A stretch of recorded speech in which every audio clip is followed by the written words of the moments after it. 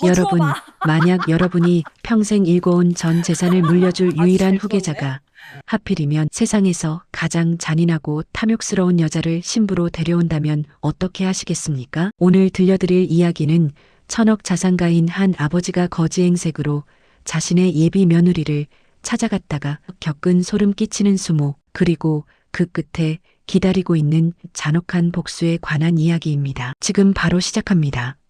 한태준, 대한민국 최대 물류기업 태성그룹의 창업주이자 회장. 그는 아무것도 없던 20대 시절 부산 부두에서 하루 16시간씩 컨테이너를 나르며 밑바닥부터 시작했다. 굳은 살 박힌 두 손으로 30년을 일궈 지금의 천억 자산을 만들어냈다. 하지만 그 모든 성공에도 불구하고 한태준 회장에게는 단 하나의 걱정거리가 있었다. 바로 외아들 한민우였다. 아버지, 제가 오늘 소개해드릴 사람이 있어요. 어느 봄날 저녁, 청담동 프라이빗 레스토랑. 민우는 설레는 표정으로 아버지를 마주 앉았다. 30대 초반의 민우는 명문대를 졸업하고 MBA까지 마친 엘리트였지만 어딘가 세상 물정을 모르는 순진함이 얼굴에 묻어 있었다. 그래, 누군데? 한 회장은 와인 잔을 천천히 내려놓으며 물었다. 사실 그는 이미 알고 있었다. 아들이 누군가와 만나고 있다는 것을. 그리고 곧 정식으로 소개하려 한다는 것도. 오수진이라고 백화점 명품관에서 일하는 분이에요. 정말 완벽한 사람이에요, 아버지. 민우의 눈빛에는 사랑이 가득했다. 그 순간 레스토랑 문이 열렸다. 똑, 똑, 똑. 하이힐 소리와 함께 한 여자가 걸어 들어왔다. 오수진. 키 170cm가 넘는 늘씬한 몸매에 샤넬 트위드 재킷을 완벽하게 소화한 그녀는 겉보기에 흠잡을 데 없는 커리어 우먼이었다. 웨이브진 긴 머리, 정교하게 그려진 메이크업, 그리고 자신감 넘치는 미소. 회장님, 처음 뵙겠습니다. 오수진입니다. 수진은 우아하게 허리를 숙이며 인사했다. 목소리는 부드러웠고 몸가짐은 세련되었다. 그래, 앉게 해. 한 회장은 짧게 답하며 그녀를 관찰했다. 식사가 시작되었다. 수지는 완벽한 테이블 매너로 코스 요리를 먹어나갔다. 민우가 건네는 모든 말에 적절히 호응했고 한 회장에게는 공손하되 비굴하지 않은 태도를 유지했다. 저는 현재 신세계백화점 본점 명품관에서 VIP 고객 매니저로 일하고 있습니다. 5년째 근무 중이고요. 작년에는 전사 매출 1위를 달성했습니다. 그래, 대단하네. 과찬이십니다. 저는 무엇보다 사람을 대하는 일이 좋아서 이 일을 선택했습니다. 고객 한 분 한 분께 최선을 다하는 것이 제 신념입니다.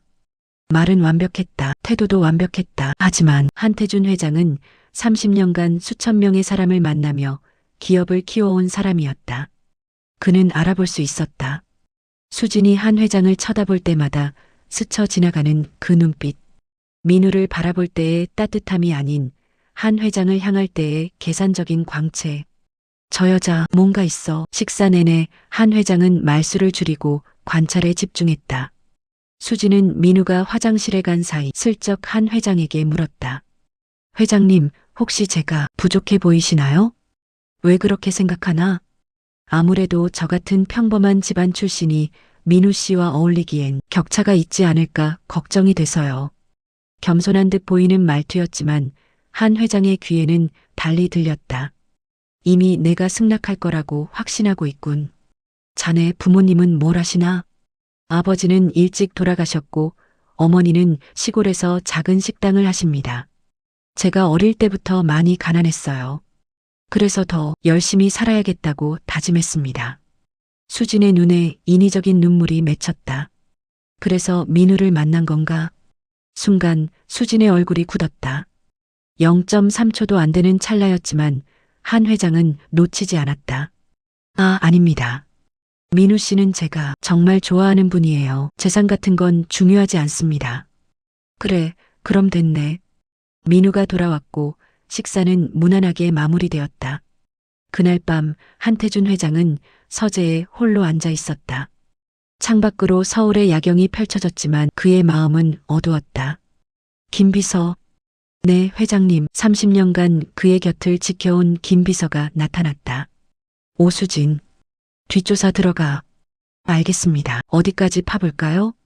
학력, 경력, 인간관계, 금융거래 내역, SNS, 과거, 연애사 모두 하나도 빠짐없이 상당히 깊게 파시려는군요. 내 아들이 평생을 함께할 사람이야. 조심해서 나쁠 것 없지. 김 비서가 나가고 한 회장은 한숨을 내쉬었다. 사실 그는 이미 수상한 점 하나를 포착하고 있었다. 저녁 식사 중 수진이 가방에서 핸드폰을 꺼낼 때 잠깐 보인 화면. 거기엔 자기야라는 이름으로 온 카톡 알림이 떠 있었다. 민우의 연락처 이름은 분명 민우 오빠였다. 그렇다면 자기야는 누구인가? 아버지, 어떠셨어요? 민우가 서재로 들어왔다. 괜찮더군. 정말요? 아버지가 마음에 들어 하신다니 다행이에요. 수진이도 정말 떨렸대요. 민우는 천진난만하게 웃었다. 한 회장은 그런 아들이 안쓰러우면서도 답답했다. 이 순진한 녀석이 사람을 제대로 보질 못해. 하지만 함부로 말할 수는 없었다. 증거도 없이 아들의 사랑을 의심한다면 오히려 부자 관계만 틀어질 것이 분명했다. 민우야. 네, 아버지. 결혼은 신중하게 해라. 사랑만으론 평생을 함께할 수 없어. 알아요, 아버지. 그래서 더 확신이 드는 거예요. 수진이는 저를 진심으로 대해줘요. 한 회장은 더 이상 말하지 않았다. 그는 결심했다. 직접 확인하겠다고, 저 여자의 진짜 얼굴을. 그리고 만약 정말로 아들을 이용하려는 것이라면 가차없이 짓밟아 버리겠다고. 30년간 밑바닥에서 살아남은 한태준 회장의 본능이 말하고 있었다. 저 여자는 위험하다고. 3일 후 김 비서가 서재 문을 두드렸다. 회장님, 보고 드립니다. 들어와. 김 비서는 두툼한 파일 하나를 회장 앞에 조심스럽게 내려놓았다. 한태준 회장은 천천히 파일을 펼쳤다. 그리고 페이지를 넘길수록 그의 표정은 차갑게 굳어갔다. 오수진, 만 32세, 겉으로 드러난 이력은 화려했다. 지방사립대 경영학과 졸업, 백화점 입사 5년 차, VIP 고객 매니저, 연봉 6,800만 원에 강남 오피스텔 거주. 하지만 파일 뒷장으로 갈수록 진실이 드러났다. 학력 위조? 네. 실제로는 전문대 중퇴입니다. 서류를 조작했고요. 이혼 경력도 있네. 네, 27세 때 중소기업 대표와 결혼했다가 1년 만에 이혼했습니다. 위자료 2억을 받아냈고요. 당시 남편 측에선 계획적인 결혼 사기였다고 주장했지만 합의로 마무리됐습니다. 한 회장의 눈빛이 차갑게 가라앉았다. 더 있나? 네. 김 비서는 또 다른 사진을 꺼냈다. 수진이 한 중년 남성과 고급 레스토랑에서 다정하게 식사하는 사진, 호텔 로비에서 팔짱을 끼고 들어가는 사진. 이 남자는 누군가? 강철민, 52세, 건설회사 대표입니다. 기혼자고요. 수진 씨에게 매달 생활비 명목으로 500만 원씩 송금하고 있습니다. 강남 오피스텔 전세금 3억도 이 남자가 대줬고요. 한 회장의 주먹이 떨렸다.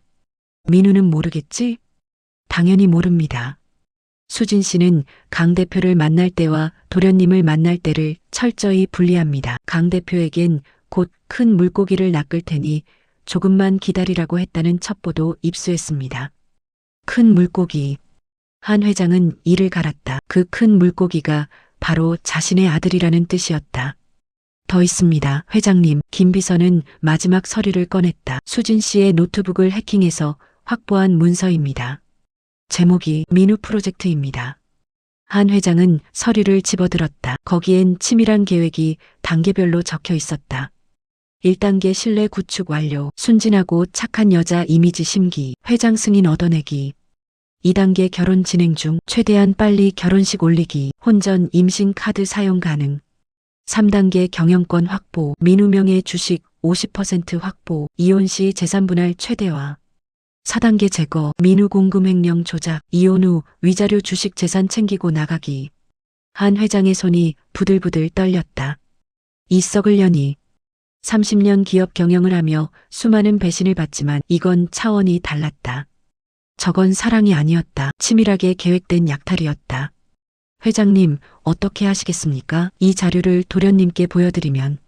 안 돼. 한 회장은 고개를 저었다. 민우는 안 믿을 거야. 오히려 내가 거짓 증거를 만들었다고 생각할 수도 있어. 사랑에 빠진 사람은 보고 싶은 것만 보거든. 그럼 내가 직접 확인한다. 저 여자의 진짜 얼굴을. 한 회장은 자리에서 일어났다. 저 여자가 일하는 백화점이 어딘가? 신세계백화점 본점, 명품관 2층입니다. 좋아. 한 회장은 서재 한쪽 수납장으로 걸어갔다. 그리고 오래된 나무 상자를 꺼냈다. 뚜껑을 열자 20년 전의 기억이 쏟아져 나왔다. 기름때가 잔뜩 묻은 남색 작업복, 밑창이 다 닳아 구멍이 난 운동화, 낡은 면장갑, 부산 부두에서 컨테이너를 나르던 시절 그가 매일 입었던 옷이었다. 회장님, 설마 사람의 진짜 얼굴은 약자를 대할 때 드러나는 법이야. 한 회장은 차갑게 웃었다. 나는 저 여자가 가난한 사람을, 힘없는 사람을 어떻게 대하는지 직접 보겠어. 다음 날 아침, 한태준 회장은 거울 앞에 섰다. 기름때 묻은 작업복을 입고 달아빠진 운동화를 신었다. 며칠째 깎지 않은 수염은 허연 백발과 어우러져 그를 완전히 다른 사람으로 만들었다. 회장님, 정말 이러셔야 합니까? 김 비서는 안타까운 표정으로 물었다. 자네도 알잖나. 나 원래 이런 차림으로 30년을 살았어. 한 회장은 거울 속 자신을 바라봤다. 명품 수트를 입은 회장이 아니라 부두에서 땀 흘리던 노동자 한태준의 모습이 그곳에 있었다. 준비됐나? 네. 매장 CCTV는 실시간으로 저희가 모니터링하겠습니다. 혹시 모를 상황에 대비해 경호팀도 백화점 주변에 대기시켰습니다. 좋아. 하지만 개입하지 마. 어떤 일이 있어도. 회장님, 내가 직접 확인해야 해. 저 여자가 정말로 악마인지 아니면 내 기우인지.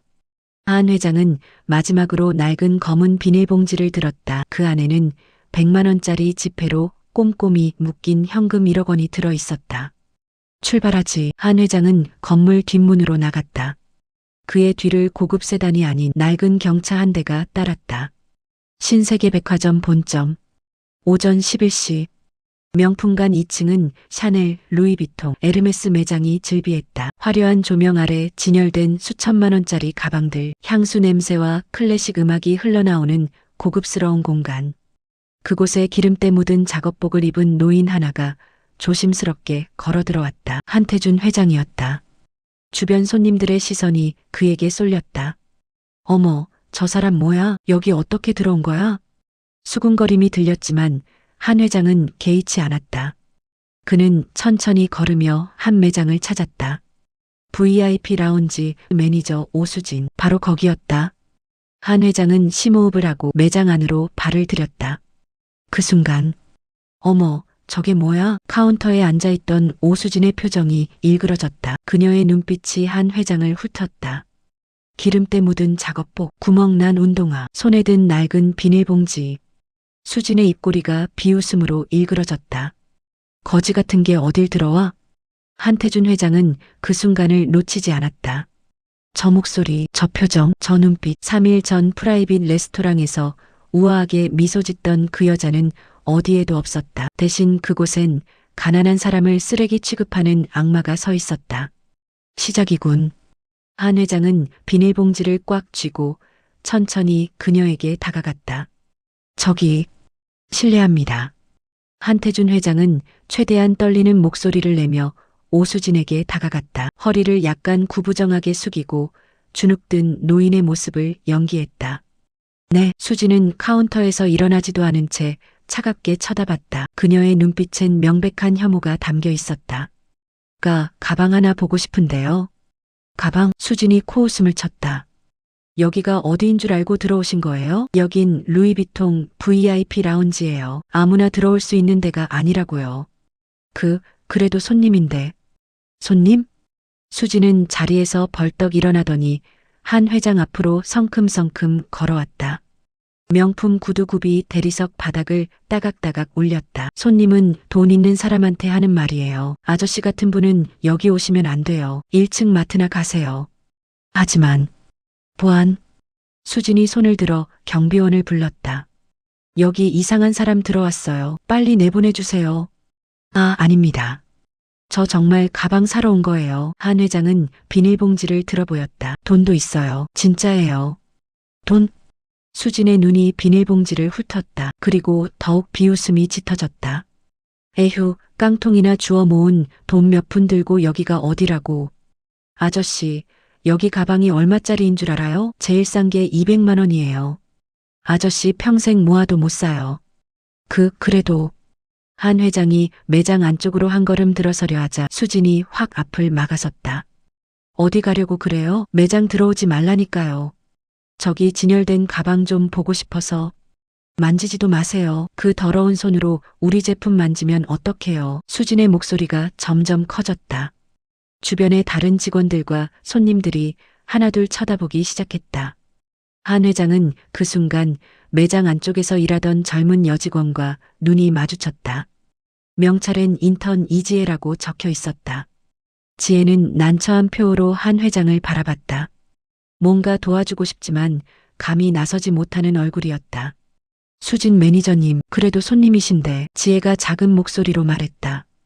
닥쳐, 이지혜. 내가 뭘 안다고 나서. 넌 인턴 주제에 가만히 있어. 수진은 지혜를 쏘아보더니 다시 한 회장에게 시선을 돌렸다. 마지막으로 말하는데 여기서 당장 나가세요. 안 그러면 경찰 불러요. 아내 생일이 다음 주거든요. 한 회장은 떨리는 목소리로 말을 이었다. 50년을 함께 산 아내예요. 평생 고생만 시켰는데 한 번쯤은 좋은 가방을 사주고 싶어서요. 제발 좀. 에휴, 듣기만 해도 눈물 나네. 수지는 과장되게 눈물을 닦는 신용을 하며 비웃었다. 그렇게 감동적인 사연이면 1층 가서 10만 원짜리 가방이나 사세요. 여기는 당신 같은 거지 할아버지가 올 때가 아니라니까요. 거지라뇨. 아니면 뭐예요? 그 꼴 보세요. 옷에서 기름 냄새 나고 신발은 구멍 났고. 에휴, 매장 분위기 다 흐려나. 바로 그때였다. 한 회장이 비닐봉지를 건드리는 바람에 매장 입구에 진열된 신상품 가방이 살짝 흔들렸다. 아, 수진이 비명을 질렀다. 뭐 하는 짓이에요? 짝!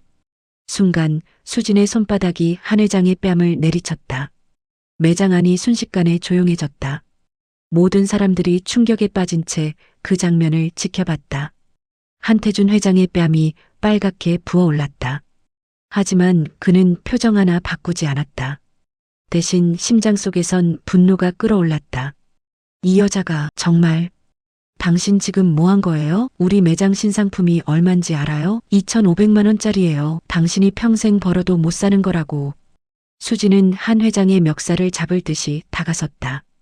당장 나가지 않으면 경찰 부르고 손해배상 청구할 거예요. 알았어요? 죄송합니다. 한 회장은 고개를 숙였다. 그리고 천천히 비닐봉지를 열었다. 바스락.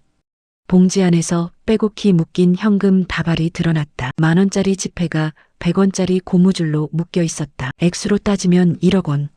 하지만 그 돈들은 일부러 구겨지고 낡게 만들어져 있었다. 이게 제가 평생 모은 돈이에요. 정말이에요. 이걸로 가방 하나만. 수진의 눈이 그 현금을 보더니 더욱 차갑게 식었다. 뭐 저딴 구질구질한 돈을. 1억 원 있어요. 세어보세요. 정말 가방 사고 싶어요. 한 회장이 애원하듯 말했다. 주변에 있던 다른 손님들도 수군거리기 시작했다. 저 할아버지 불쌍하네. 1억 원이면 살 수 있는 거 아니에요? 그래도 좀 심한 거 아니야? 수지는 주변 시선을 의식했는지 표정을 잠깐 부드럽게 바꿨다. 네, 알겠어요. 그럼 돈 좀 볼게요. 한 회장이 조심스럽게 현금 다발 하나를 꺼내 수진에게 건넸다. 수진은 그 돈을 받아들더니 휙 바닥에 내던졌다. 뭐 이런 더러운 돈을 가져와요? 돈다발이 바닥에 떨어지며 뭉칫돈이 흩어졌다. 이게 돈이에요? 쓰레기잖아요. 구겨지고 찢어지고. 에휴, 이런 거 어디서 주웠어요? 제가 모은. 됐어요. 여기서 이런 구질구질한 돈은 안 받아요. 수지는 남은 비닐봉지까지 확 낚아채더니 바닥에 모두 쏟아부었다. 콰르르르. 1억 원어치의 현금이 명품 매장 바닥에 흩어졌다. 주변 손님들이 헉하고 놀라는 소리가 들렸다. 당신 같은 노인네는 평생 이런데 구경도 못해요. 알았어요? 이제 그 더러운 돈이나 주워서 꺼지세요. 수지는 구두굽으로 바닥에 떨어진 돈을 짓밟았다. 그리고 쿵! 한 회장이 돈을 주우려 허리를 숙이는 순간 수진의 구두가 그의 손등을 내리눌렀다. 으윽! 한 회장이 신음을 삼켰다. 빨리 치우라니까요. 매장 더럽게. 수진의 목소리는 얼음장처럼 차갑고 눈빛엔 어떤 동정심도 없었다. 한태준 회장은 그 순간 깨달았다. 이 여자는 악마였다. 가면을 쓴 채 아들을 속이고 돈만을 탐하는 악마. 민우야, 이제 알겠느냐? 저것이 내가 사랑한다는 여자의 진짜 얼굴이다. 한 회장은 묵묵히 바닥에 흩어진 돈을 주우며 마음속으로 결심했다. 이 여자를 반드시 무너뜨리겠다고. 이지혜, 뭐해? 빨리 와서 이거 치워. 수진이 날카롭게 소리치자 인턴 지혜가 황급히 달려왔다. 그녀의 손엔 쓰레기 봉투가 들려 있었다. 죄송합니다, 할아버지. 지혜는 작은 목소리로 사과하며 바닥에 흩어진 돈을 줍기 시작했다. 그녀의 눈가엔 눈물이 맺혀 있었다. 한 회장은 그런 지혜를 보며 속으로 생각했다. 저 아이는 다르구나. 할아버지, 제가 도와드릴게요. 지혜가 한 회장 옆에 무릎을 꿇고 함께 돈을 주었다. 수진이 구두로 짓밟은 지폐들은 구겨지고 더러워져 있었다. 이지혜, 너 지금 뭐 하는 거야? 수진이 눈을 부라렸다. 손님을 도와드리는 거예요. 손님? 저게 무슨 손님이야? 그냥 쓰레기 주우러 온 거지잖아. 그래도 너 정직원 되고 싶지 않아? 수진의 목소리가 협박조로 변했다. 지혜의 몸이 움찔했지만 그녀는 멈추지 않고 계속 돈을 주었다. 됐어. 나중에 인사팀에 보고할 거니까 각오해. 수진은 지혜를 노려보더니 다시 한 회장에게 시선을 돌렸다. 아직도 안 나갔어요? 돈 다 주었으면 빨리 꺼져요. 한 회장은 천천히 고개를 들었다. 그의 눈엔 70년 인생의 무게가 담겨 있었다. 부두에서 컨테이너를 나르며 손에 피를 흘리던 시절, 빚쟁이들에게 쫓기며 밤을 새우던 시절, 그리고 마침내 1000억 자선을 일군 시절까지. 이 여자는 모르겠지. 내가 누군지. 저기 정말 부탁인데요. 한 회장은 떨리는 목소리를 유지하며 말했다. 이 돈으로 정말 가방 하나만 살 수 없을까요? 제발. 아? 수지는 허탈하다는 듯 웃더니 갑자기 한 회장의 팔을 확 잡아 끌었다. 정 그렇게 사고 싶으면 조건이 있어요. 조건이요? 저 바닥에 떨어진 돈. 입으로 주어요. 네. 한 회장의 눈이 커졌다. 주변에 있던 손님들도 헉하고 숨을 들이켰다. 입으로 한 장 한 장 주우라고요. 그럼 가방 팔아줄게요. 수진 매니저님, 그건 너무. 지혜가 일어서며 말했지만 수진은 손으로 그녀를 밀쳐냈다. 닥쳐, 내가 상관할 일 아니야.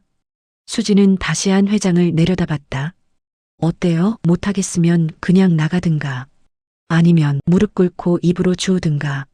매장 안은 숨소리조차 들리지 않을 만큼 조용해졌다.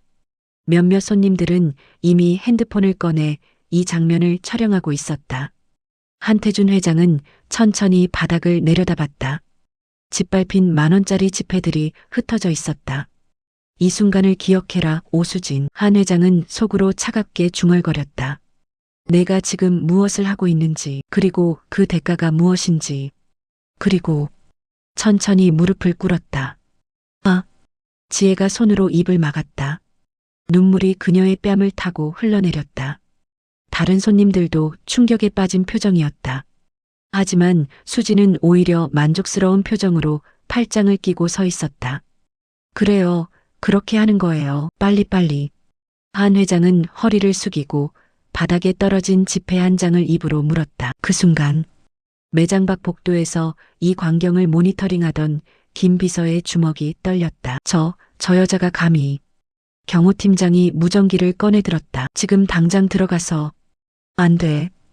김 비서가 그를 막았다. 회장님 명령이야. 어떤 일이 있어도 개입하지 말라고 하셨어.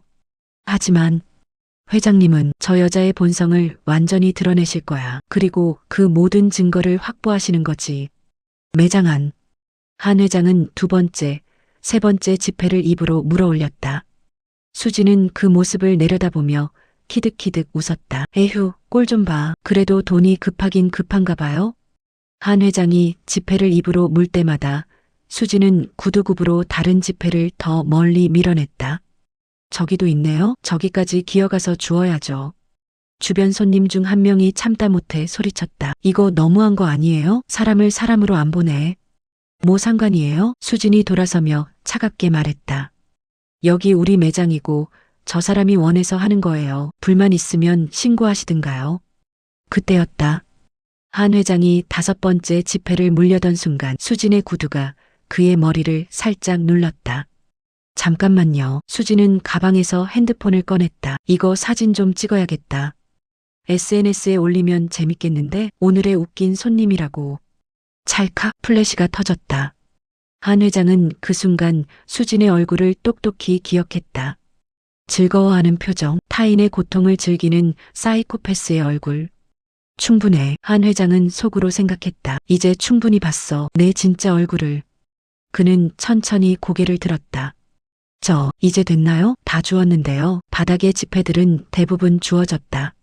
한 회장의 입가엔 침이 흘러내렸고 무릎엔 먼지가 묻어 있었다. 됐죠. 그럼 가방 사게 해드릴게요. 수지는 마지못한 듯이 말하며 카운터로 걸어갔다.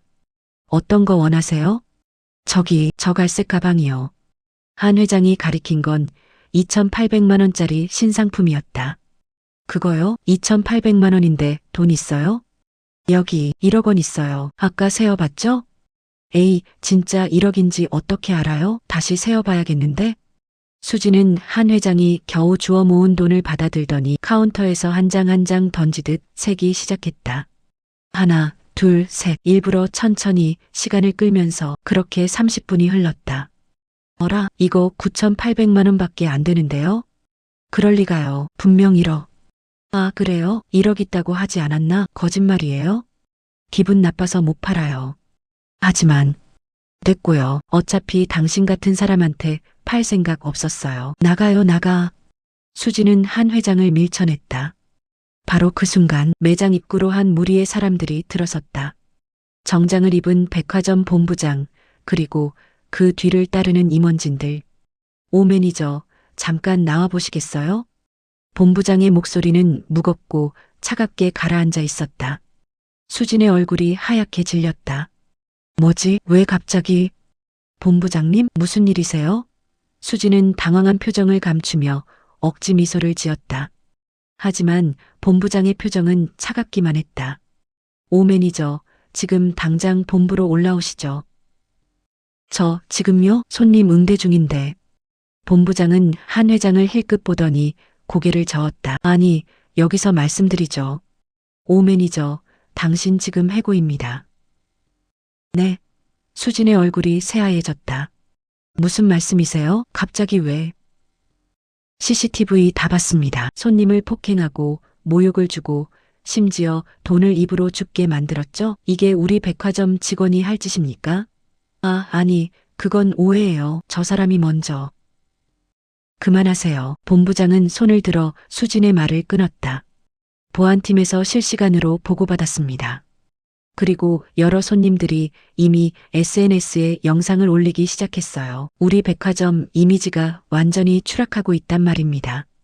바로 그때 수진의 핸드폰이 울렸다. 진동이 멈추지 않았다. 카톡 알림이 수십 개씩 쏟아졌다. 수진은 떨리는 손으로 핸드폰을 확인했다. 긴급 백화점 직원 갑질 영상 실시간 트렌드 1위. 노인을 무릎 꿇려 돈을 입으로 줍게 한 명품 매장 직원. 조회수 120만, 150만, 200만 댓글들이 실시간으로 달리고 있었다. 이게 사람이야? 저 직원 당장 해고해야 함. 신세계 백화점 이미지 완전 망했네. 저 할아버지 너무 불쌍하다. 수진의 얼굴에서 피가 싹 빠졌다. 아니. 이건 당장 사표 쓰세요. 아니면 징계해고로 처리하겠습니다. 본부장님, 제발요. 저 5년이나 여기서 일했잖아요. 한 번만 봐주세요. 수진이 본부장의 팔을 붙잡았다.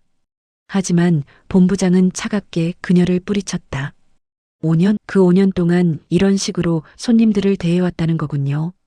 보안팀에 지시했습니다. 지난 1년치 CCTV 전부 검토하라고요. 나가세요, 오 매니저. 아니, 이제 매니저도 아니네요. 본부장은 돌아서서 한 회장에게 깊이 허리를 숙였다. 정말 죄송합니다, 손님. 저희 직원 교육이 부족했습니다. 어떻게 보상을 해드려야 할지. 됐습니다. 한 회장은 천천히 고개를 저었다. 저는 그냥 가방 하나 사고 싶었을 뿐입니다. 손님, 원하시는 제품 무엇이든 드리겠습니다. 그리고 정식으로 사과문도 발표하고. 필요 없어요. 한 회장은 바닥에 흩어진 돈을 다시 비닐봉지에 담기 시작했다. 그의 손은 여전히 떨리고 있었다. 할아버지. 인턴 지혜가 다가와 조심스럽게 그를 부축했다. 제가 도와드릴게요. 고맙네, 아가씨. 한 회장은 지혜를 보며 희미하게 미소 지었다. 그 미소엔 깊은 의미가 담겨 있었다. 착한 아이로구나. 이런 지옥 같은 곳에서도 선함을 잃지 않았어. 돈을 다 주운 한 회장은 천천히 일어섰다. 무릎에 묻은 먼지를 털고 구겨진 작업복을 매만졌다. 그럼 전 이만 가보겠습니다. 한 회장이 돌아서려는 순간. 잠깐만요, 할아버지. 수진이 갑자기 한 회장 앞에 무릎을 꿇었다. 제발요, 용서해 주세요. 제가 정말 잘못했어요. 수진의 눈에서 눈물이 주르륵 흘러내렸다. 하지만 한 회장은 그 눈물이 진짜가 아니라는 걸 알 수 있었다. 저건 두려움의 눈물이었다. 진심 어린 뉘우침이 아니라 자신의 인생이 무너지는 게 두려워 흘리는 악어의 눈물. 손님, 제발 영상 삭제 요청해 주세요. 제가 정말 잘못했어요. 다시는 이런 짓 안 할게요. 수진은 한 회장의 바지를 붙잡고 매달렸다. 한 회장은 그런 수진을 내려다봤다. 차갑게, 냉정하게. 아가씨. 네, 당신이 나한테 뭐라고 했죠? 그건 당신 같은 노인네는 평생 구경도 못할 곳이라고 했죠? 죄송해요. 내 돈을 입으로 주우라고 했죠? 정말 미안해요. 제발. 한 회장은 수진의 손을 천천히 떼어냈다. 미안하다는 건 누구나 할 수 있어요. 하지만 당신이 한 행동은 용서받을 수 없습니다. 할아버지, 나는 당신이 이 일로 어떻게 되든 상관없어요. 다만, 한 회장은 매장을 둘러봤다. 그리고 구석에서 떨며 서 있는 인턴 지혜를 봤다. 저 아가씨는 잘못이 없어요. 저 아이만은 지켜주세요.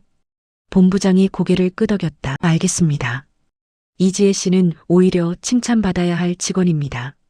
한 회장은 더 이상 말없이 매장을 나섰다. 뒤에서 수진의 오열하는 소리가 들렸지만 그는 돌아보지 않았다. 백화점을 나온 한태준 회장은 곧바로 지하 주차장에 대기 중이던 차로 향했다. 차 안에선 김비어가 노트북을 펼쳐놓고 있었다. 회장님 괜찮으십니까? 괜찮아. 한 회장은 작업복을 벗으며 창밖을 바라봤다. 그의 손등엔 수진의 구두에 밟혀 생긴 멍이 시퍼렇게 올라와 있었다. 저 여자 생각했던 것보다 훨씬 더 악독하군. 하지만 회장님, 아직 끝난 게 아닙니다. 김 비서는 노트북 화면을 한 회장에게 보여줬다. 수진의 뒷조사 결과가 더 나왔습니다. 그리고 상당히 충격적입니다. 화면엔 여러 장의 사진과 문서가 떠 있었다. 첫 번째 사진, 오수진이 한 중년 남자와 고급 호텔 로비에서 키스하는 장면. 이 남자가 누구라고 했나? 강철민, 52세, 건설회사 대표입니다. 기혼자고요. 계속해. 두 번째 문서, 수진의 은행 거래 내역이었다. 강철민으로부터 매달 500만 원씩 정기적으로 입금되고 있었다. 그것도 3년째 총 1억 8천만 원을 받았네요. 그리고 강남 오피스텔 전세금 3억도 이 사람이 대줬습니다.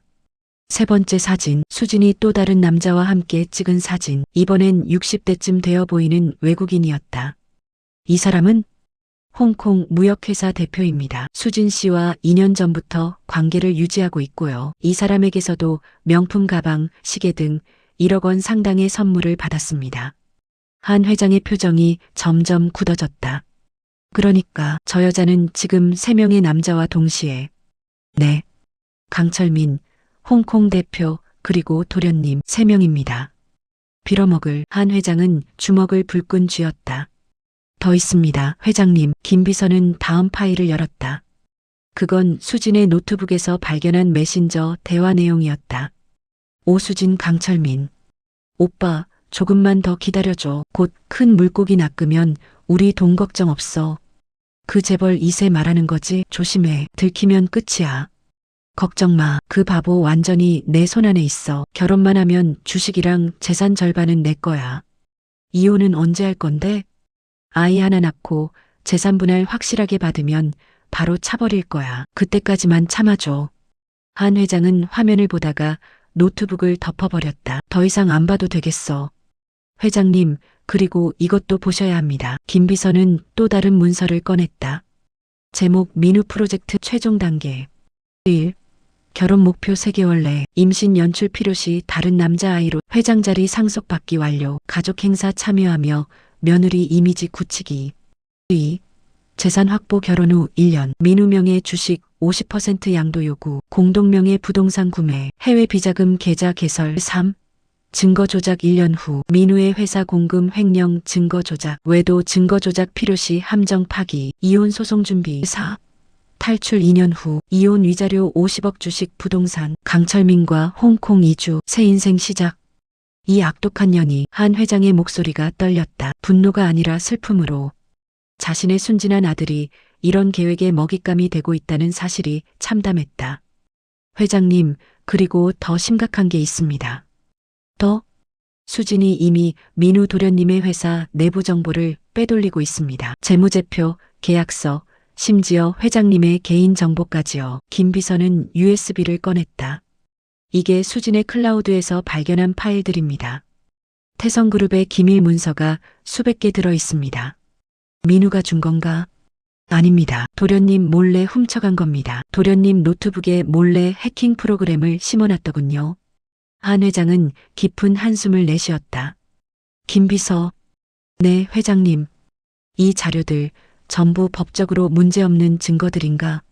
일부는 불법 수집이라 증거로 쓰기 어렵습니다. 그럼 쓸 수 있는 것만 정리해. 그리고 한 회장은 창밖을 바라봤다. 상견례 날짜를 앞당겨. 네, 회장님, 그럼 수진과 도련님이.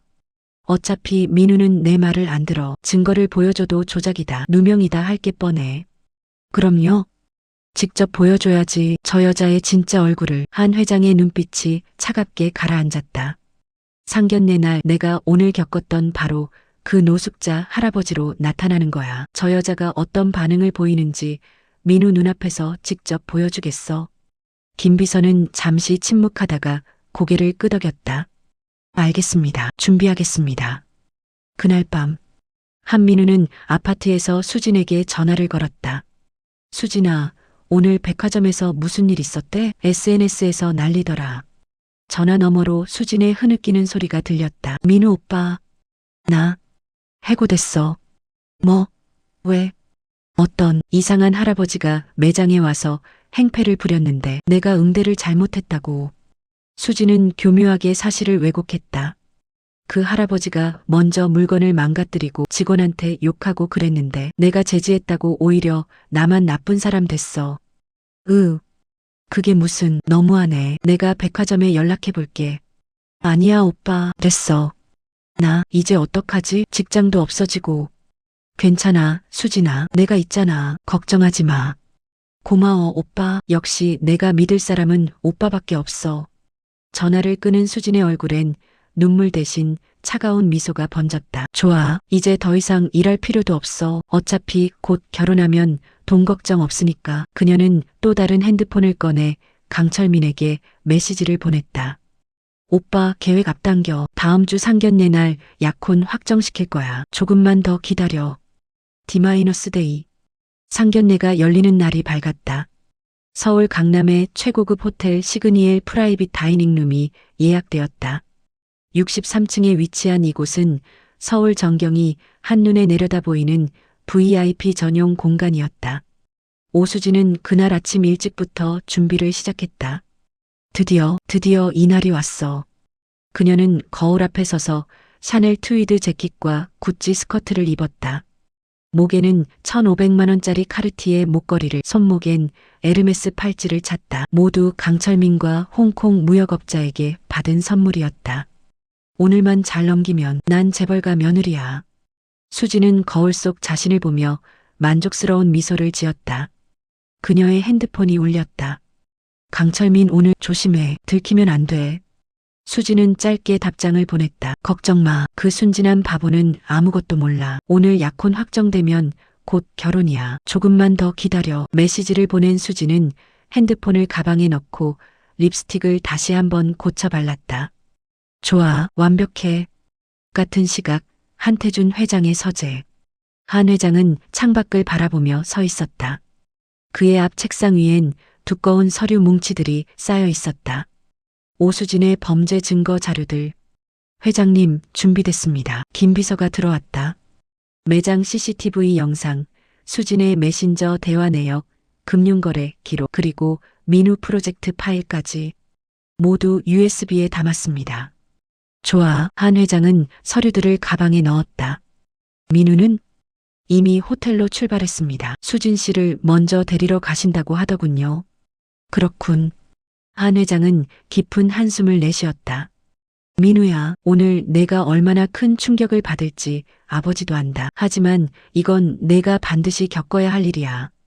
회장님, 혹시 도련님이 너무 충격받으시면. 괜찮아, 내 아들이야. 이 정도는 이겨낼 수 있어. 한 회장은 가방을 들고 서재를 나섰다. 출발하지. 오후 6시. 시그니엘 호텔 63층 프라이빗 다이닝룸. 바닥부터 천장까지 이어진 통유리 너머로 서울의 야경이 펼 쇠지고 있었다. 한강이 반짝이고 남산타워의 불빛이 멀리 보였다. 테이블 위엔 고급 테이블 세팅이 준비되어 있었다. 은식기, 크리스탈 잔, 그리고 중앙에 흰 장미 꽃꽂이. 민우가 먼저 도착해 자리에 앉아 있었다. 그는 긴장한 듯 넥타이를 계속 만지작거렸다. 아버지 곧 오시겠지. 바로 그때 문이 열렸다. 오수진이 환한 미소를 지으며 들어왔다. 민우 오빠. 수진아, 왔구나. 민우는 반갑게 일어나 그녀를 맞았다. 수진은 우아하게 걸어와 민우 옆자리에 앉았다. 오빠, 떨려 죽겠어. 회장님한테 잘 보여야 할 텐데. 괜찮아. 아버지 괜찮으신 분이야. 지난번에도 좋게 봐주셨잖아. 그래도 오늘은 정식 상견례잖아. 실수하면 안 되는데. 수지는 겉으론 긴장한 척했지만 속으론 이미 승리를 확신하고 있었다. 지난번에 이미 회장을 구워 삶았어. 오늘은 그냥 약혼 날짜나 잡으면 돼. 아, 아버지 오신다. 민우가 일어섰다. 수진도 황급히 자리에서 일어나며 미소를 지었다. 문이 열렸다. 그리고 오수진의 미소가 얼어붙었다. 문 앞에 선 사람은 기름때 묻은 낡은 작업복을 입은 노인이었다. 며칠 전 백화점에서 자신이 뺨을 때리고 바닥에 무릎 꿇려 돈을 입으로 줍게 만들었던 바로 그 노숙자 할아버지. 저게. 수진의 얼굴에서 피가 싹 빠졌다. 수진아, 왜 그래? 민우가 걱정스럽게 물었다. 아니. 나. 수진은 말을 잇지 못하고 그저 입을 벌린 채 한태준 회장을 바라봤다. 한 회장은 천천히 방 안으로 걸어 들어왔다. 하지만 그의 옷차림은 이미 바뀌어 있었다. 작업복이 아닌 고급 수트, 깔끔하게 빗어넘긴 백발, 그리고 손목에 파텍 필립 시계. 안개들. 한 회장의 목소리는 위험이 가득했다. 수지는 다리에 힘이 풀려 그대로 주저앉을 뻔했다. 민우가 황급히 그녀를 부축했다. 수진아, 괜찮아? 수진의 머릿속은 혼란스러웠다. 뭐야, 저거지가 회장님이라고? 말이 돼? 이게 무슨... 한 회장은 테이블 맞은편에 천천히 앉았다. 그리고 수진을 정면으로 바라봤다. 그 눈빛. 백화점에서 바닥에 무릎 꿇고 있던 그 떨리는 노인의 눈빛이 아니었다. 30년간 천억 기업을 일군 CEO의 날카롭고 차갑고 강력한 눈빛이었다. 오수진 씨. 네네. 수진의 목소리가 떨렸다. 오랜만이네요. 기억나나요? 우리 며칠 전에 만났었죠. 민우가 고개를 갸웃거렸다. 아버지, 무슨 말씀이세요? 수진이랑 며칠 전에 만나셨어요? 그래, 만났지. 한 회장은 가방에서 태블릿 PC를 꺼냈다. 신세계 백화점 명품관에서 탁! 태블릿이 테이블 위에 놓였다. 화면엔 백화점 CCTV 영상이 일시 정지되어 있었다. 수진이 작업복 입은 노인한 회장의 뺨을 때리는 장면. 이게 민우의 얼굴이 굳어졌다. 아버지, 이게 무슨... 재생해보지. 한 회장이 플레이 버튼을 눌렀다. 영상이 재생되었다. 거지 같은 게 어딜 들어와? 수진의 목소리가 방 안에 울려 퍼졌다. 민우는 믿을 수 없다는 표정으로 화면을 바라봤다. 수진아, 이게 정말 너야? 민우 오빠, 그게 당신 같은 노인네는 평생 구경도 못할 곳이야. 영상 속 수진은 계속 독서를 퍼부었다. 그리고 돈을 바닥에 뿌리고 구두로 짓밟고 노인을 무릎 꿇게 만드는 장면까지. 입으로 주워, 빨리. 민우의 손이 떨렸다. 수진아, 이게 대체... 오빠, 들어봐. 이건 오해야. 저 사람이 먼저. 오해? 한 회장이 차갑게 웃었다. 그럼 이것도 오해인가? 그는 또 다른 파일을 열었다. 고급 레스토랑에서 수진이 중년 남자와 키스하는 사진, 호텔 로비에서 외국인과 팔짱을 끼고 들어가는 사진, 그리고 금융거래네요. 이 남자는 강철민, 52세, 기혼자, 당신 스폰서지. 3년간 1억 8천만 원을 받았더군. 그리고 오피스텔 전세금 3억까지. 민우는 의자를 뒤로 밀며 일어섰다. 수진아, 이게 진짜야?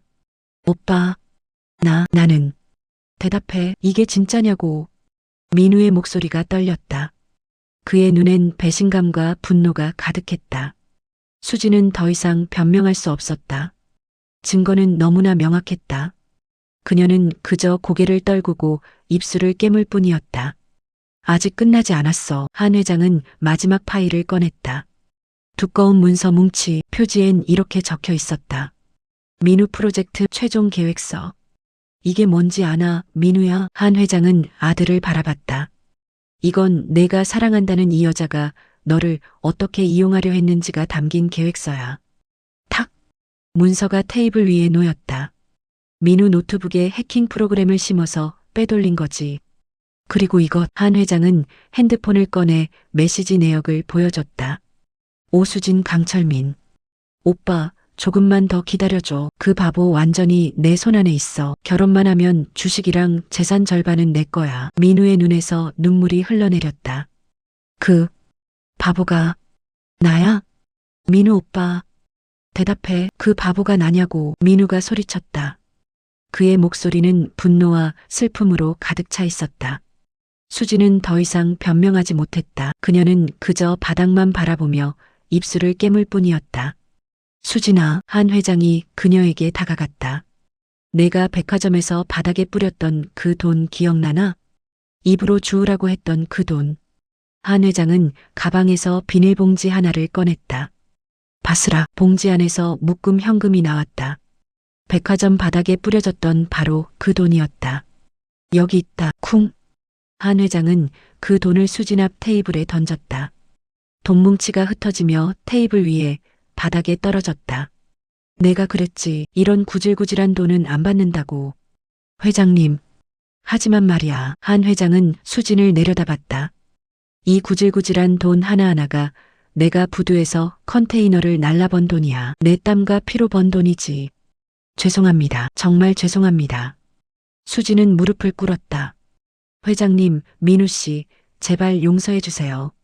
제가 정말 잘못했어요. 이제 와서 용서를 빌어. 한 회장은 차갑게 웃었다. 내가 나한테 했던 말 기억나나? 그는 수진 앞에 쪼그리고 앉아 그녀의 턱을 들어 올렸다. 당신 같은 노인네는 평생 구경도 못할 곳이라고 했지. 죄송해요. 제발. 좋아, 그럼 내가 보여주지. 한 회장은 일어서며 김 비서를 불렀다. 김 비서, 네, 회장님. 문이 열리고 김 비서가 들어왔다. 그의 손에는 또 다른 서류 뭉치가 들려 있었다. 오수진 씨, 당신은 오늘부로 다음과 같이 처리됩니다. 김 비서가 차갑게 읽어내려갔다. 첫째, 업무상 배임 및 기밀 유출로 형사고소. 둘째, 강철민과의 불륜관계 및 금전 갈취권으로 민사소송. 셋째, 백화점 갑질 사건으로 손해배상 청구. 넷째, 유통업계 전체 블랙리스트 등록. 다섯째, 모든 언론사에 당신의 행적 공개. 안 돼. 수진이 비명을 질렀다. 그럼 나는 끝이야. 아무것도 할 수 없어. 그래, 한 회장은 고개를 끄덕였다. 내가 내게 말했지. 평생 구경도 못할 곳이라고. 그는 수진의 눈을 똑바로 바라봤다. 이제 내가 평생 구경 못하게 해주마. 감옥 밖 세상을. 아, 아니야. 제발. 수진은 바닥을 기며 한 회장에게 매달렸다. 회장님, 민우 씨, 제발 한 번만 용서해 주세요. 하지만 한 회장은 단호하게 그녀를 밀쳐냈다. 경호원. 문이 열리고 경호원 2명이 들어왔다. 이 사람 내보내. 안 돼. 민우 오빠. 오빠. 수지는 민우를 향해 손을 뻗었다. 나 진짜 오빠 사랑했어. 정말이야. 제발 믿어줘. 하지만 민우는 고개를 돌렸다. 그의 눈에서 눈물이 흘러내렸다. 나가. 오빠. 나가라고. 민우의 외침에 수지는 결국 경호원들에게 끌려나갔다. 그녀의 절규가 복도에 울려 퍼졌지만 곧 문이 닫히며 조용해졌다. 방 안엔 한태준 회장과 민우만 남았다. 한참의 침묵이 흘렀다. 아버지. 민우가 떨리는 목소리로 말했다. 제가 정말 바보였습니다. 민우야. 사람을 제대로 보지도 못하고 아버지 말씀도 안 듣고. 민우는 바닥에 무릎을 꿇었다. 죄송합니다. 정말 죄송합니다. 한 회장은 아들을 내려다봤다. 그리고 천천히 그의 어깨에 손을 올렸다. 일어나라, 민우야. 아버지. 사람은 누구나 실수를 해. 중요한 건 그 실수에서 배우는 거지. 한 회장은 아들을 일으켜 세웠다. 이번 일로 배웠지? 사람의 진짜 얼굴은 겉모습이 아니라 행동에서 드러난다는 걸. 네, 명심하겠습니다. 그리고 민우야. 네, 아버지. 진짜 좋은 사람은 따로 있단다. 한태준 회장은 수진에게 갔다. 수진은 의자에 앉은 채 온몸을 떨고 있었다. 화려했던 샤넬 재킷도 값비싼 액세서리도 이제는 그녀를 지켜줄 수 없었다. 오수진. 한 회장의 목소리는 얼음장처럼 차갑게 가라앉았다. 너는 사람을 2가지 기준으로 나눴지. 돈 있는 사람과 없는 사람, 쓸모 있는 사람과 없는 사람. 회장님. 그리고 쓸모없다고 판단한 사람에게는 짐승만도 못한 대우를 했어. 한 회장은 수진의 눈을 똑바로 바라봤다. 오늘 내가 너한테 보여주지. 진짜 쓸모없는 인간이 뭔지. 한 회장은 김 비서를 불렀다. 준비됐나? 네, 회장님. 김 비서는 노트북을 열어 프로젝터에 연결했다. 벽면 스크린에 문서가 하나씩 떠오르기 시작했다. 첫 번째, 신세계백화점 징계해고 통지서. 사유 고객 폭행, 명예훼손, 직무유기. 이미 처리됐어. 넌 백화점에서 영구 퇴출이야. 수진의 얼굴이 하얗게 질렸다. 두 번째, 유통업계 블랙리스트 등재 통보. 대상 오수진 주민등록번호, 사유 중대한 직무 위반 및 고객 폭행, 적용 범위 백화점, 면세점, 명품 매장 전체, 롯데, 현대, 갤러리아, 모든 유통업계에 내 이름이 올라갔어. 이제 어떤 백화점도, 어떤 명품 매장도 널 고용하지 않을 거야. 안 돼. 수진의 목소리가 떨렸다. 세 번째, 형사고소장, 피고소인 오수진. 혐의 업무상 배임, 기밀 유출, 컴퓨터 해킹. 넌 우리 회사 기밀 문서 587개를 불법으로 빼돌렸어. 민우 노트북에 해킹 프로그램까지 심었지. 이건 명백한 범죄야. 김 비서가 설명을 이어갔다. 형법 제355조 업무상 배임, 제316조 비밀침해. 예상 형량은 3년에서 5년입니다. 네 번째, 민사소송장, 원고 한태준, 한민우, 피고 오수진, 청구 금액 50억 원 명예훼손, 사기, 손해배상. 민우를 속이고 결혼까지 하려 했으니 이건 명백한 결혼 사기야. 그리고 우리 가족 명예를 실추시켰지. 수진은 의자에서 미끄러지듯 바닥에 주저앉았다. 50억? 50억이라니 제가 어떻게... 걱정 마. 한 회장은 냉소를 지었다. 내가 받았던 강철민의 돈, 홍콩 무역업자에게 받은 명품들, 오피스텔 전세금 전부 압류할 거야. 그래도 부족하면 평생 갚으면 돼. 다섯 번째, 언론 보도자료, 제목 재벌가 결혼 사기 미수 사건, 충격적인 계획서 공개. 이미 주요 언론사에 전부 배포했어. 내일 아침이면 포털 사이트 메인을 장식할 거야. 김 비서가 노트북 화면을 돌렸다. 이미 준비된 기사 제목들이 줄지어 있었다. 명품 매장 직원, 재벌 2세 노린 치밀한 결혼 사기 계획, 민우 프로젝트 문서 공개, 충격적인 4단계 계획, 노인 폭행 모욕에 이어 재벌과 사기까지. 오수진은 누구? 이제 전 국민이 내 이름과 얼굴을 알게 될 거야. 한 회장은 수진을 내려다봤다. 6번째, 김 비서가 또 다른 문서를 꺼냈다.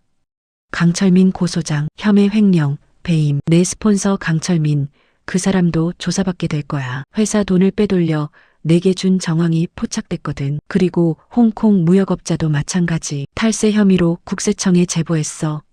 수지는 완전히 무너졌다. 제발, 제발이요. 이러지 마세요.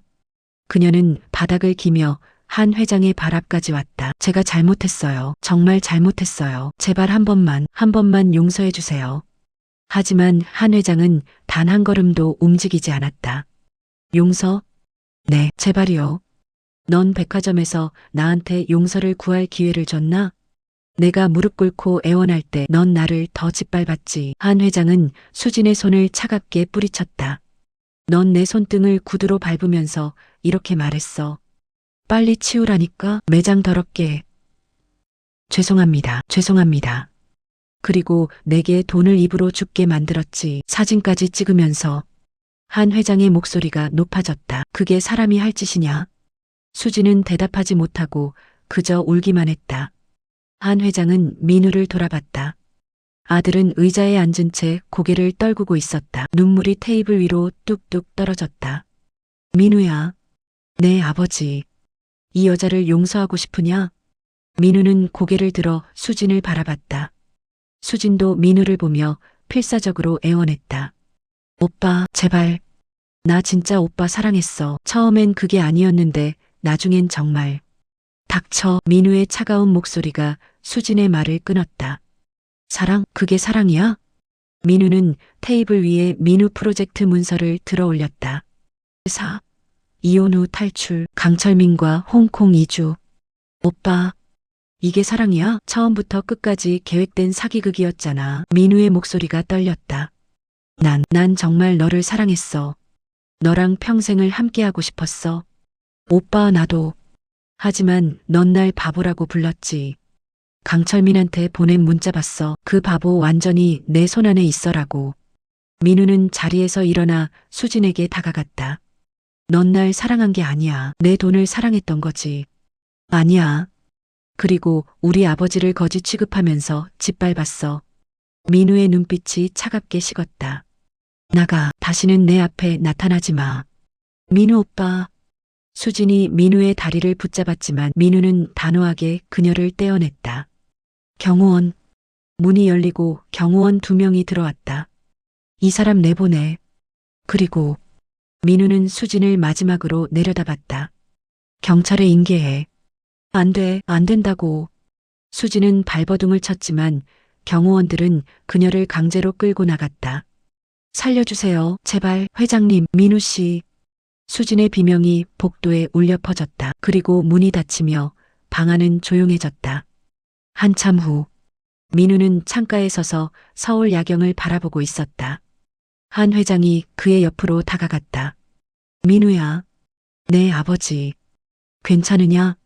아니요, 괜찮지 않아요. 민우의 목소리가 떨렸다. 제가 정말 바보였어요. 사람을 제대로 보지도 못하고. 민우야. 한 회장은 아들의 어깨에 손을 올렸다. 사람은 누구나 속을 수 있어. 중요한 건 그 경험에서 배우는 거지. 하지만 너는 착한 아이야. 사람을 믿고 사랑하고 순수하게 대하는 것. 그건 결코 나쁜 게 아니야. 한 회장은 민우를 돌아보게 했다. 다만 이제는 배워야 해. 사람의 진짜 얼굴은 겉모습이 아니라 행동에서 드러난다는 것을. 네, 명심하겠습니다. 그리고 민우야. 네. 진짜 좋은 사람은 따로 있단다. 한 회장은 미소를 지었다. 백화점에서 날 도와줬던 그 아가씨 기억하나? 이지혜. 아, 그 인턴분요? 그래. 모두가 외면할 때 유일하게 날 도와줬던 아이. 그게 진짜 사람의 본성이야. 민우는 고개를 끄덕였다. 아버지는 항상 옳으셨어요. 제가 진작 아버지 말씀을 들었어야 했는데. 됐다. 이제 그만 생각해. 한 회장은 아들을 안았다. 앞으로는 더 현명해질 거지? 네, 아버지. 부자는 한참을 그렇게 서 있었다. 창밖으론 서울의 불빛이 반짝이고 있었다. 3일 후 언론 보도. 명품 매장 갑질 직원, 재벌가 결혼 사기 미수로 구속, 오수진이 사기, 업무상 배임, 명예훼손 등의 혐의로 구속됐다. 검찰은 피의자가 치밀한 계획하에 재벌 2세와 결혼해 재산을 갈취하려 했으며 기업 기밀을 불법으로 유출한 정황이 명백하다며 구속영장을 청구했다. 법원은 증거인멸 및 도주 우려가 있다며 영장을 발부했다. 한편 수진의 스폰서였던 강철민 52도 횡령 혐의로 검찰 조사를 받고 있으며 일주일 후 신세계백화점 본점. 한태준 회장은 백화점 본부장과 함께 명품관을 찾았다. 회장님, 다시 한번 정말 죄송합니다. 본부장이 깊이 허리를 숙였다. 됐네, 이미 끝난 일이야. 그리고 이지혜 씨를 부르셨다고요? 그래. 잠시 후 인턴 지혜가 긴장한 얼굴로 나타났다.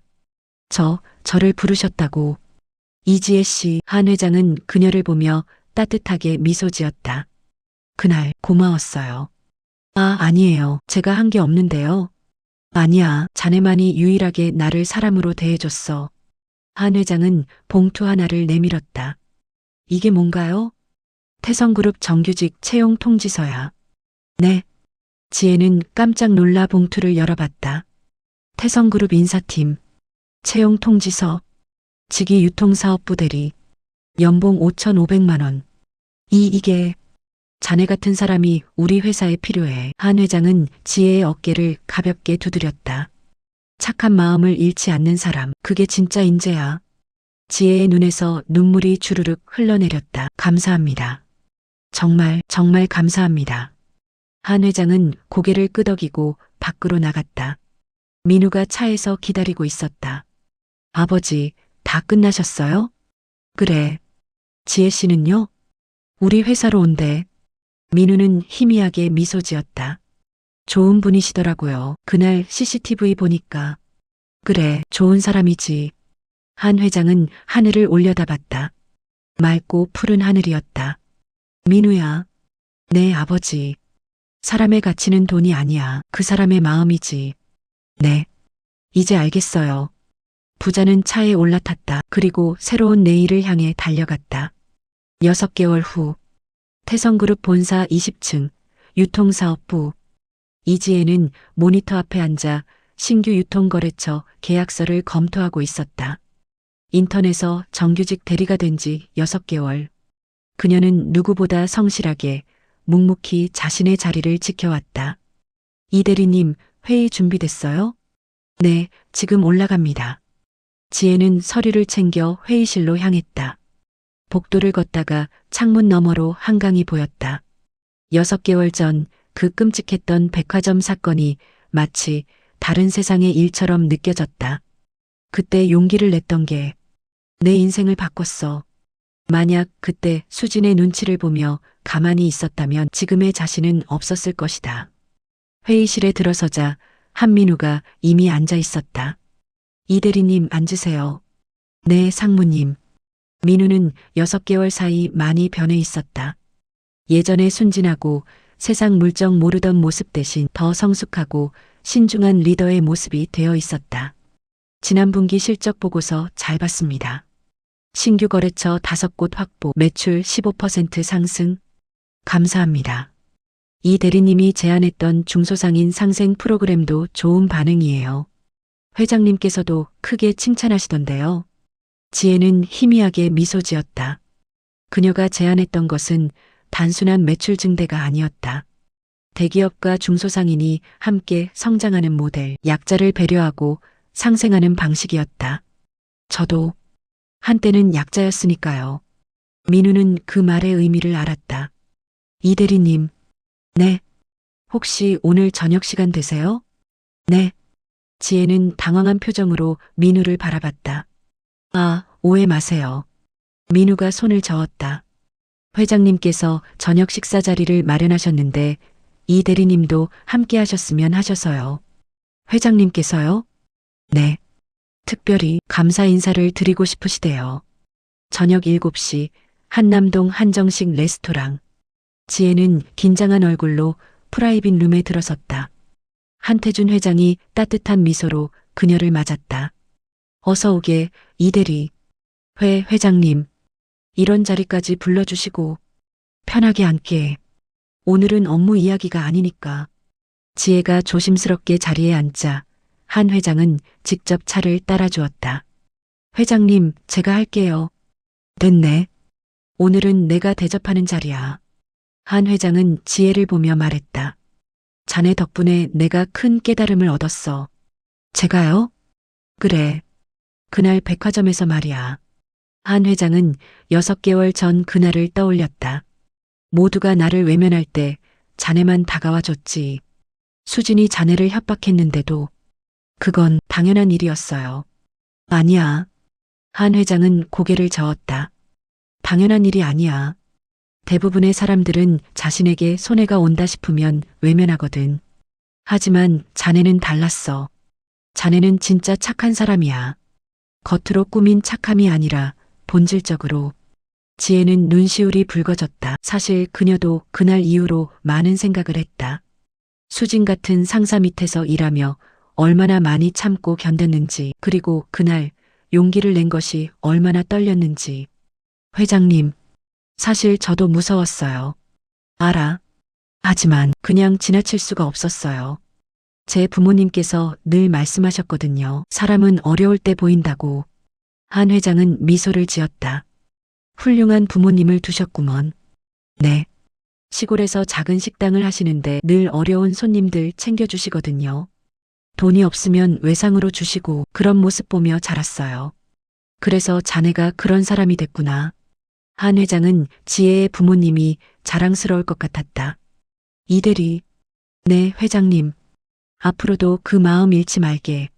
세상이 아무리 각박해도 자네 같은 사람들이 있어서 세상은 돌아가는 거야. 감사합니다. 민우도 옆에서 말을 보탰다. 이 대리님, 실은 제가 드릴 말씀이 있어요. 네. 다음 달부터 신규 사업부가 런칭됩니다. 상생유통본부라고 중소상인과 대기업이 함께 성장하는 모델이에요. 아, 제가 제안드렸던. 네.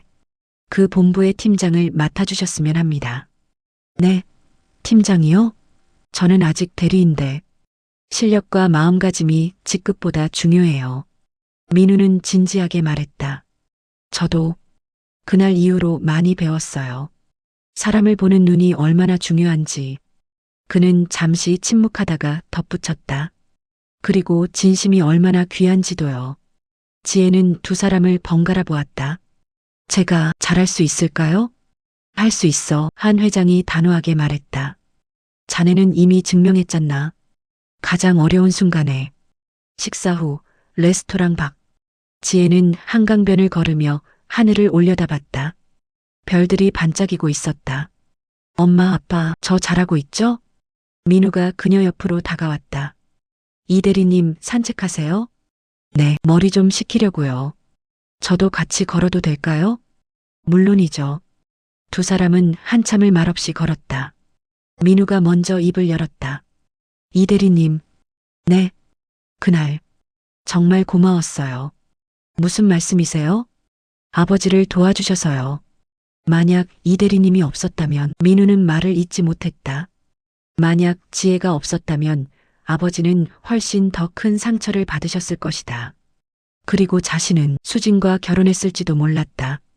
저는 그냥 해야 할 일을 했을 뿐이에요. 그게 쉬운 일이 아니잖아요. 민우는 지혜를 돌아봤다.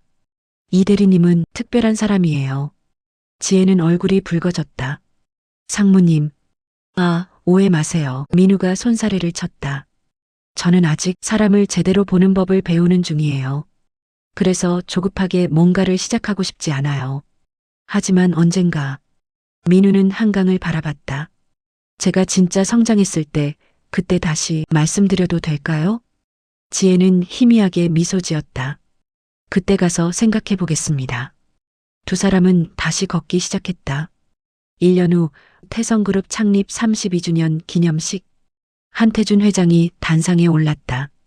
지난 32년간 태성그룹은 많은 변화를 겪었습니다. 그의 목소리는 전 직원들에게 울려 퍼졌다. 저는 부두 노동자로 시작해 여기까지 왔습니다.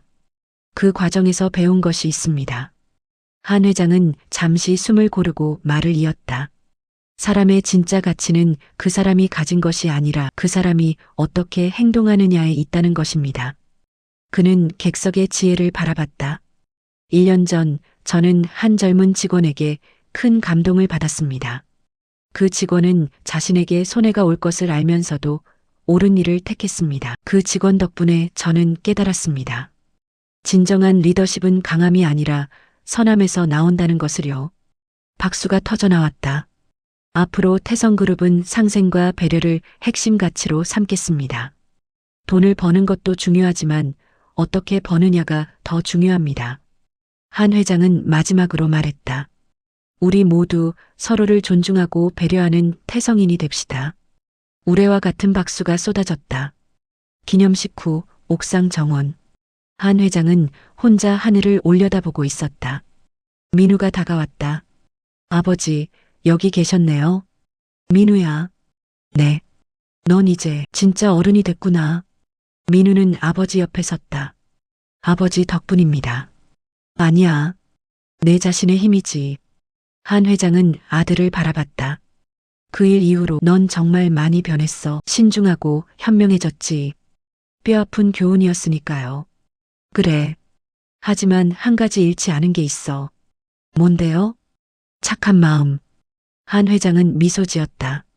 넌 여전히 사람을 믿고 선하게 대하려고 노력하잖아. 그게 아버지는 제일 자랑스럽다. 민우의 눈시울이 붉어졌다. 아버지. 그리고 민우야. 네. 이지혜 팀장 좋은 사람이더라. 민우는 얼굴이 붉어졌다. 아버지, 그게 조급하게 굴 필요 없어. 천천히 진심으로 알아가거라. 네. 두 사람은 한참을 조용히 서 있었다. 서울의 노을이 지고 있었다. 3년 후 태성그룹 상생유통본부는 업계 최고의 모범 사례가 되어 있었다. 이지혜 본부장은 중소상인 천국과 상생 계약을 맺고 함께 성장하는 모델을 만들어냈다. 한민우 부회장은 아버지를 닮아가고 있었다. 강하지만 따뜻하고 신중하지만 대담한 리더로. 그리고 한태준 회장은 회장님, 부산 부두 노동자분들이 회장님 만나고 싶어 하신대요. 그래, 가봐야겠네. 한 회장은 다시 부산으로 향했다. 20년 전 함께 컨테이너를 날랐던 동료들. 그들과 소주를 마시며 옛날 이야기를 나누는 시간. 그게 한태준 회장이 가장 행복한 순간이었다.